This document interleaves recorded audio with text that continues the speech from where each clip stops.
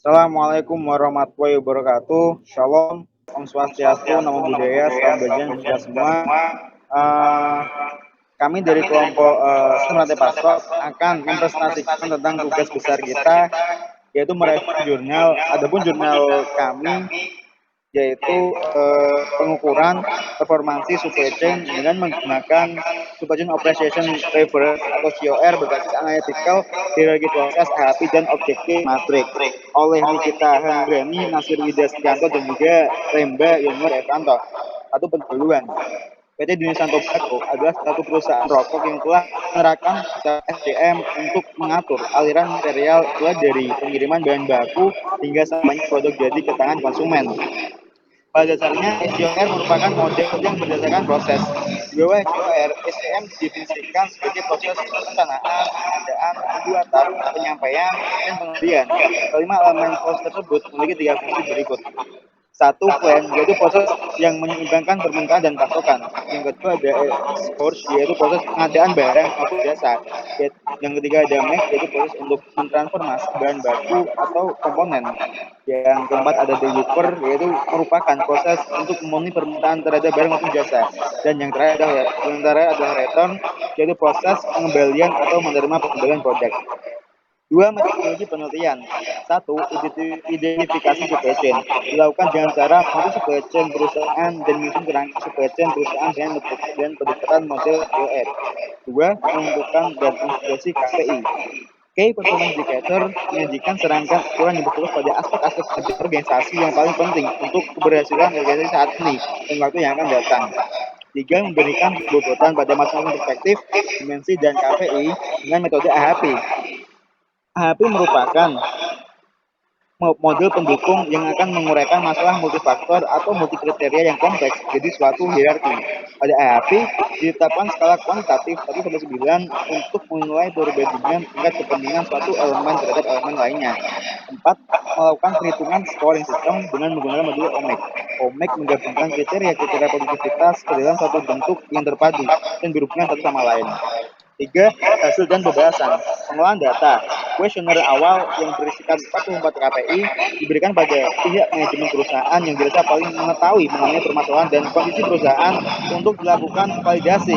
Setelah dilakukan validasi, kemudian dilakukan pembuatan dengan menggunakan metode AHP, perhitungan scoring sistem menggunakan OMEC, dan analisis traffic light system untuk menentukan apakah indikator kinerja masuk pada kategori hijau, kuning, ataupun merah.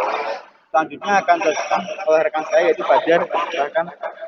Selanjutnya saya akan menjelaskan mengenai perhitungan pembobotan.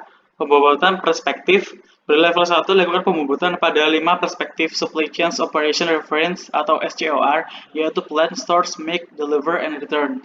Hasil pembobotan perspektif dapat dilihat pada tabel 2.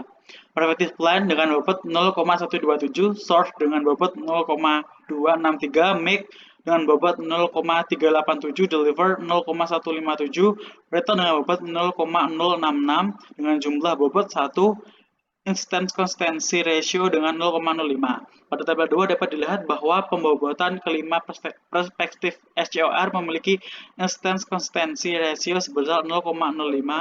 Nilai tersebut dapat diterima karena memenuhi batas maksimal consistency ratio yaitu sebesar 0,1. Selanjutnya pembobotan dimensi. Pada level 2 dilakukan pembobotan pada masing-masing dimensi dalam perspektif SCOR, yaitu dimensi reliability dan responsiveness. Hasil pembobotan untuk masing-masing dimensi dapat dilihat pada tabel 3 berikut ini. Pada tabel 3 dapat dilihat bahwa keseluruhan dimensi memiliki nilai inconsistency ratio di bawah 0,1. Hal ini menunjukkan bahwa nilai tersebut masih dapat diterima karena berada di bawah batas maksimal inconsistency ratio yang diizinkan yaitu 0,1. Selanjutnya pembobotan KPI. Pada level 3 dilakukan pembobotan pada masing-masing KPI. Hasil pembobotan KPI dapat dilihat pada tabel 4 berikut ini. Bisa dilihat pada tabel 4 bahwa keseluruhan KPI memiliki nilai inconsistency ratio di bawah 0,1 sehingga dapat disimpulkan bahwa nilai tersebut masih dapat diterima karena berada di bawah batas maksimal inconsistency ratio yang diizinkan yaitu 0,1. Selanjutnya saya akan menjelaskan mengenai scoring system. Perhitungan scoring system dilakukan dengan menggunakan objective metric atau OMAX. Hasil scoring system untuk masing-masing prospektif SCOR dapat dilihat pada tabel 5 sampai dengan tabel 9 berikut ini. Pada tabel 5, diketahui bahwa scoring system yang terendah berada pada KPI P1B dengan skor pencapaian sebesar 3,48 karena nilai pencapaian sangat jauh di bawah target dan berada pada kategori merah, maka KPI tersebut harus segera diberikan tindakan perbaikan untuk meningkatkan performansinya.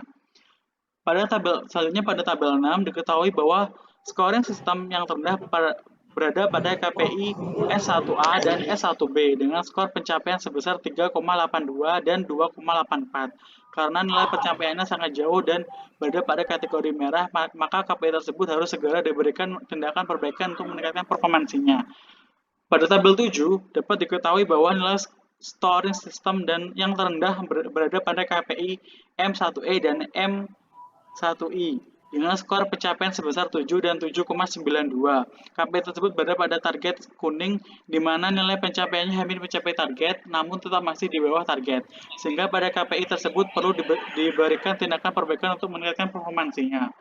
Pada tabel 8 dapat diketahui bahwa nilai scoring sistem yang terendah berada pada KPI D1C dan D1D dengan skor pencapaian sebesar 7,5 dan 4,86. KPI tersebut berada pada kategori kuning di mana nilai pencapaiannya hampir mencapai target, namun tetap masih di bawah target, sehingga pada KPI tersebut perlu diberikan tindakan perbaikan untuk meningkatkan performansinya. Selanjutnya pada tabel 9 dapat diketahui bahwa nilai scoring sistem yang terendah berada pada KPI R1B dengan skor pencapaian sebesar 3.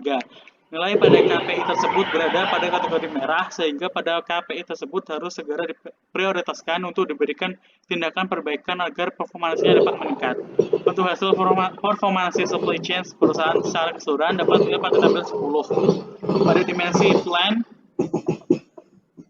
dimensi pada perspektif plan dan reliability 6,226, responsif dengan nilai 10, source reliability 7,16, responsiveness 7,63, make dengan dimensi 8,54 dan responsiveness 8,32, deliver 7, reliability-nya 7,83, responsiveness-nya 8,25 dan return reliability-nya 9,2, responsiveness-nya dengan 10 dengan indeks total 7,86. Berdasarkan traffic light system dapat disimpulkan bahwa performance supply chains perusahaan secara keseluruhan belum mencapai performa yang diharapkan meskipun hasilnya sudah mendekati target yang ditetapkan karena nilai indeks total berada pada kategori kuning. Dengan demikian, pihak manajemen harus berhati-hati dengan adanya berbagai macam kemungkinan yang dapat menurunkan performansi supply chain perusahaan. Selanjutnya saya akan menganalisa pembahasan tadi. Pertama, berdasarkan hasil perhitungan scoring system dengan menggunakan OMAX dapat diketahui bahwa terdapat 25 KPI yang masuk dalam kategori hijau, 8 KPI yang masuk dalam kategori kuning, dan 4 KPI yang masuk dalam kategori merah. Untuk KPI yang belum mencapai target, yaitu KPI pada target merah dan kuning, harus diberikan tindakan perbaikan untuk meningkatkan performansi supply chain perusahaan. Selanjutnya, penutup akan disampaikan oleh Aceng. Kesimpulan yang dapat diambil dari penelitian ini berdasarkan hasil pengolahan data dan analisa pembahasan adalah sebagai berikut. 1. Dari hasil pengukuran performasi supply chain dengan menggunakan metode SCOR, terdapat 6 KPI untuk perspektif plan, 12 KPI untuk perspektif source, 8 KPI untuk make, 6 KPI untuk deliver, dan 5 KPI untuk return. Yang kedua, rekomendasi perbaikan yang dapat diberikan pada berita adalah yang pertama, penyimpangan peramalan permintaan dapat diusulkan rekomendasi perbaikan dengan menerapkan metode peramalan yang akurat. Yang kedua, jumlah bahan baku yang dapat dipenuhi oleh supplier dapat diberikan rekomendasi perbaikan dan memperbaiki kerjasama memorandum of understanding antara perusahaan dengan supplier dan menambah jumlah supplier untuk bahan baku tertentu. Yang ketiga, jumlah bahan baku yang tidak sesuai dengan spesifikasi yang ditentukan dapat diberikan rekomendasi perbaikan. Yang terakhir, jumlah komplain dari konsumen dapat diusulkan rekomendasi perbaikan dengan memberikan label yang bertuliskan nama konsumen atau distributor. Terima kasih. Mungkin itu presentasi dari kami. Saya Jeki Aldiani dan juga Pak Direktur Semua pamit undur diri. Mohon maaf jika ada kesalahan. Terima kasih. Terima kasih.